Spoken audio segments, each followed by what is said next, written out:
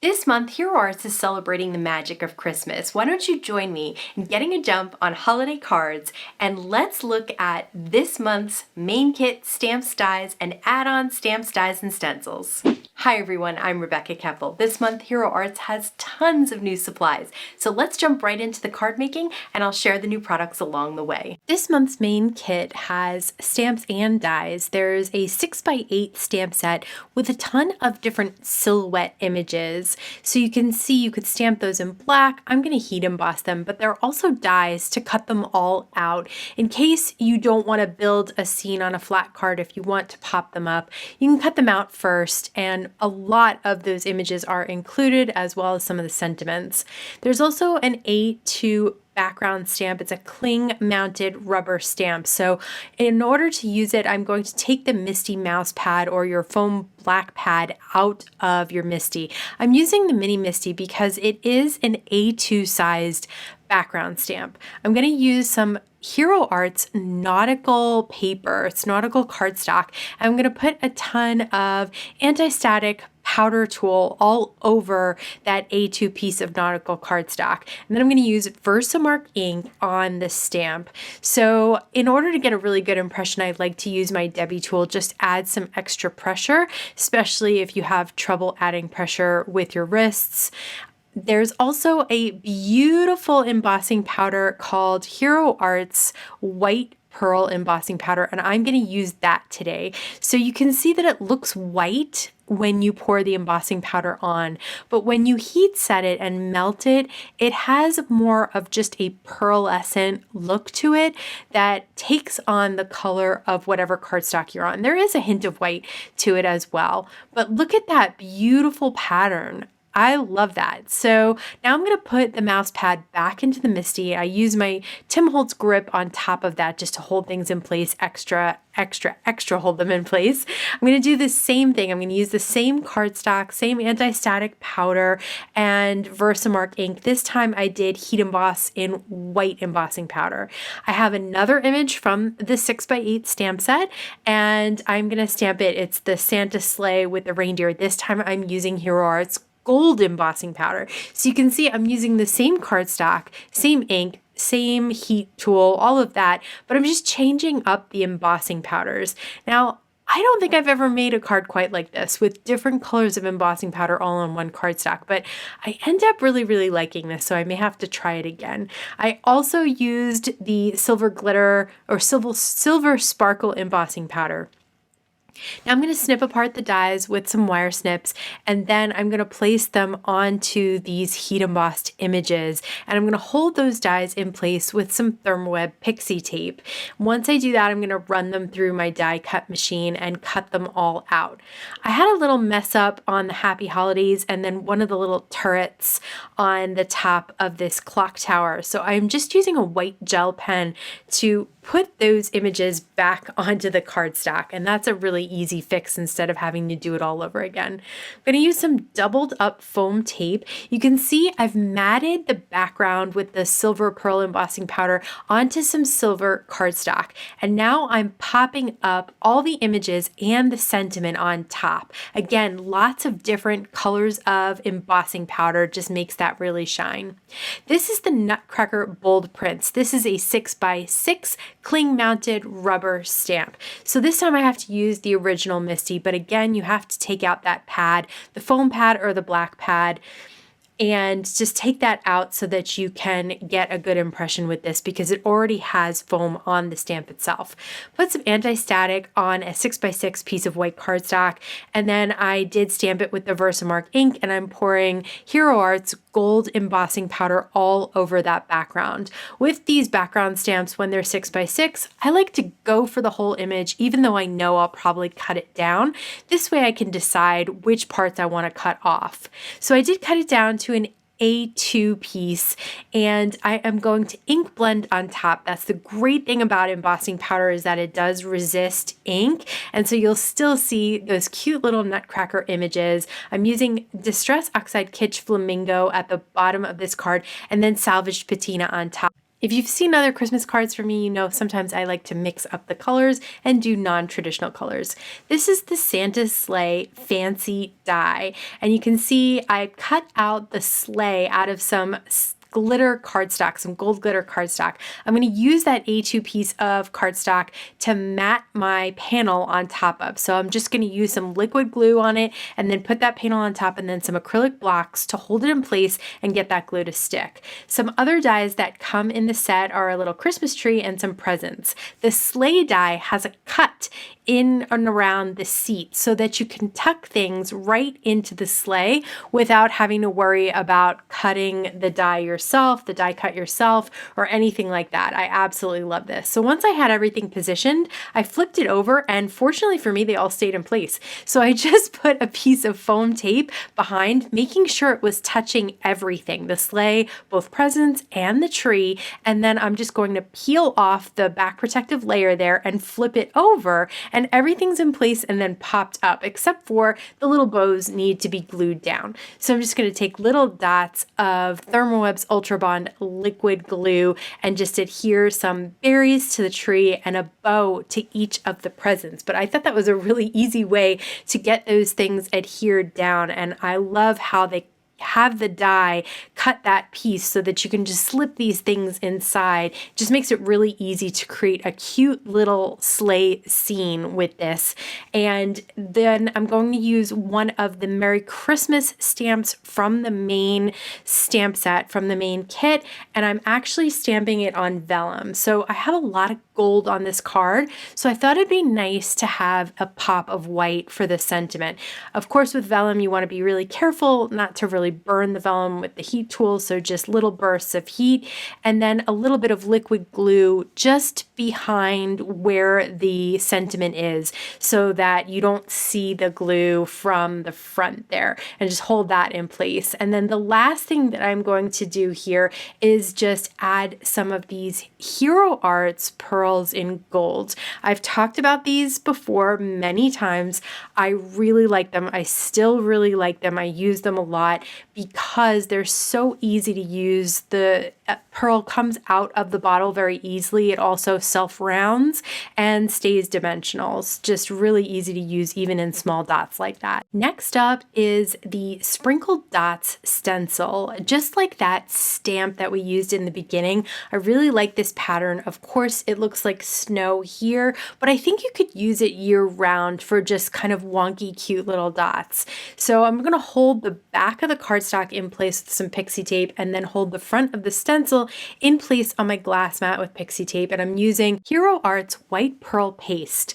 I've scooped it out with a Hero Arts palette knife and I'm placing it on the edge of a Thermoweb stencil pal. I like the stencil pal because it's super wide, and so you can get the entire A2 card front under the stencil just in a couple of swipes. It also creates a very consistent coverage with things like paste. So I'm going to peel this back and you can see the white pearl paste is just perfectly applied. This is the Snow Globe Window Fancy die. So it's actually two dies. You could clip them apart. I'm going to keep them together so that they create this die cut. Next, I'm going to use the small penguin tag fancy die. So I first cut it out of white cardstock, and you could color in the white cardstock, but I also cut it out of black and orange cardstock because the way this die cut works is that you can clip apart the pieces. They're just little teeny tiny tabs, and it just takes a little snip to get this whole black piece apart. Now you could cut off the black feet and place orange feet on the white cardstock. I thought it was easier just to keep the whole black piece together, and then I'm just going to put the orange feet on top. So I'm just using liquid glue to adhere the black cardstock to the white cardstock, and I like the Ultra Bond because it gives you a second to slide it around and get it really straight. Now for the nose, there are a couple of little tab snips that you have to cut. So you just cut around where there are already cut lines, and you'll break through the tabs as you're going through there. So once that's done, you can place just a little dot of liquid glue on the white cardstock and then lay that little orange beak on top. Same thing with the little webbed feet. You can place those on top. For the eyes, I just place a piece of black cardstock behind because I'm not going to mess around with teeny tiny little pieces of cardstock and trying to insert it into those openings. So I just put a little liquid adhesive behind the penguin, in between and on the sides of the openings of the eyes, and then just lay a piece of cardstock on top of it. And that is the way that you get them so they're not just like open eye sockets, which is scary. Okay, so I actually matted the panel that we have with the white pearl paste down to some white cardstock, and I decided to cut the whole snow globe out of fun foam as well. I'm not going to do a shaker, but I do want this popped up, and the only way to get that really thin piece around the globe popped up, I thought, was by doing this, by cutting the fun foam. Now the fun foam can warp a little bit as you put it through the die cut machine, so you kind of have to mess with it to get it to line up pretty well behind this silver foil cardstock. Then I'm going to put a little liquid adhesive behind that and lay it down on the panel with the white pearl paste and just again line that up. Love that liquid glue where you have some dry time to slide it around and get it in place. I did stamp Happy Holidays in black ink and cut it down to kind of a strip and put that on the top of the card. Now I'm going to use the tag hole. You could cut it off if you don't want, but I thought it was kind of cute to make it like it's a little tag or like a little ornament inside the globe. So I did put some black and white twine on the tag hole and then just popped him up inside the snow globe. And that little penguin is just so cute and easy to put together. Speaking of cute penguins, this is the Cozy Penguin Bundle. It comes with a stamp set and dies in the bundle. And I did, while I had that snowy stencil out, and the white pearl paste, I did another one on craft cardstock. So I'm going to stamp these 4 images from the penguin stamp set, and I just heat set them a little bit. I'm going to use some Copic markers to color them in. Now, there is a good amount of room on the penguin to do some shading and blending. So basically what I'm doing here is layering light on top of slightly darker on top of slightly darker gray just to get some layered color. And then I did kind of an outline in the darkest gray and then just sort of brushed that harsh line away with the medium gray. So that's a way to get black without kind of, filling it in fully black where you can't see the stamp lines. I really want to see the little wings and all the little details on the stamp. For the scarf and the hat, I did use dot coloring to add some texture to it. For the sweater, I just colored in the little images in different hints of blue. I'm going to use the dies held in place by pixie tape and then run these through the die cut machine. I'm going to stamp a sentiment from the stamp set on the same craft cardstock, and I'm going to white heat emboss that. So I cut the panel down to 4 by 5 1/4 so I could mat it on some red cardstock, and then I cut the sentiment strip down to 4 by maybe 1/2 inch and adhered that down. And now I'm going to pop up the penguin on foam tape, but then I'm going to use liquid adhesive to get him all dressed. So I put a little liquid adhesive at the bottom of the hat and placed that on his head, a little bit of liquid adhesive on the sweater and held that in place, and then a little bit of liquid adhesive around the neck of the scarf so I could just place that on top. So you don't need a ton of adhesive everywhere, but just where it's going to be hitting the stamp that it's sitting on. And I just love this little penguin. He was so much fun to make. This is the holiday pattern stencil. Now, the holiday pattern stencil has some trees in it, and they include the masks for the trees. I don't end up using them in this card, but you can use them. So I'm trying to figure out what's going to fit inside that snow globe, and I am going to use 3 colors of Distress Oxide ink on the stencil. I'm starting with Uncharted Mariner, then I'll move on to Villainous Potion. I'm using the Dome Foam blenders to blend the Distress Oxide ink over the stencil onto the cardstock. I'm going to finish it off with Chipped Sapphire. So once that's done, I'm going to peel off the stencil, and then I'm going to place that snow globe die on top where I want it. So I want just the inside for this time, and then I cut the snow globe out of Nautical cardstock again. I did stamp a sentiment with some embossing ink and then heat set it with some silver embossing powder. Now I'm going to wipe Versamark on just the base of the snow globe and pour silver sparkle embossing powder on top, and look at the glitter in this silver sparkle embossing powder. It is really amazing how you get such great coverage but also that glitter element. So I'm going to adhere this down with a little bit of tape runner, and then I'm going to pop the part that I die cut out of the stencil right inside. And last but not least, I'm going to use those Hero Arts pearls again. This time I'm using white. And look at how tiny you can get the little dots. Do you see on the ornament how I'm able to create those tiny little details? I absolutely love these pearls. I can't recommend them enough. You can use them like this, or you can just use them to create larger round dots, which I'll do all around the images, but I just love that you have that flexibility to create really tiny dots or larger dimensional rounded dots as well. This is the North Pole Express bundle. Comes with a 4x6 stamp set and matching dies. So I did stamp it in some alcohol-friendly ink, and I stamped it on some alcohol-friendly cardstock.